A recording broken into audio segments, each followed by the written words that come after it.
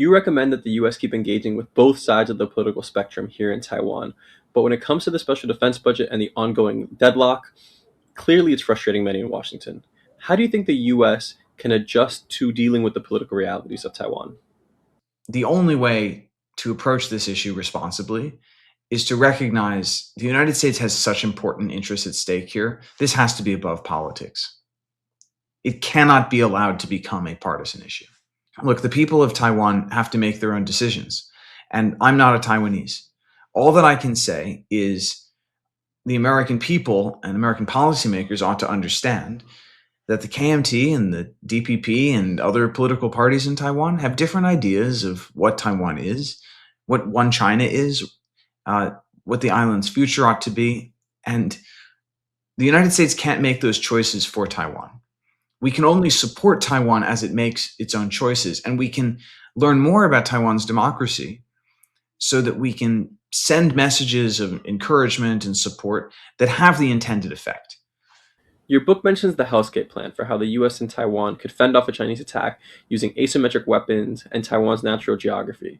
But do you think that when it comes to the average person, branding a defensive plan as Hellscape instead communicates the wrong idea to Taiwanese people? China is developing a range of options to move against Taiwan. If you want to deter an adversary like that, you need to develop similar kinds of capabilities, and you have to display them. And at some point, you have to tell your own people that you have them.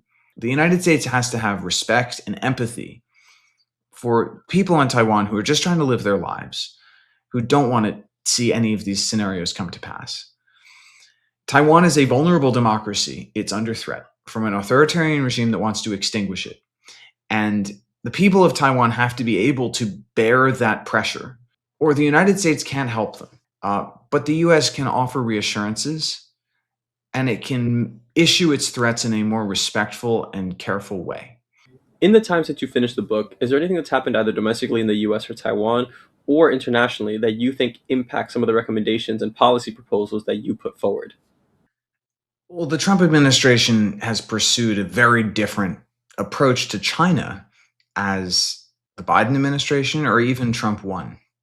And I think you can date that change of approach not to January of 2025, but to April, Liberation Day, where we essentially rolled the dice on a rapid decoupling from China with tariffs of over 100%.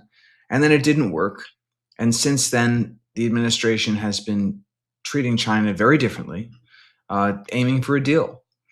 And at the same time, it has strained relations with allies. It's gotten the United States into a war in the Middle East. And it's taken a number of other steps that make the allied cooperation that I talk about in the book harder to visualize. But I don't think that the last year of the Trump administration has invalidated the core claims of the book. In fact, I think it's confirmed them.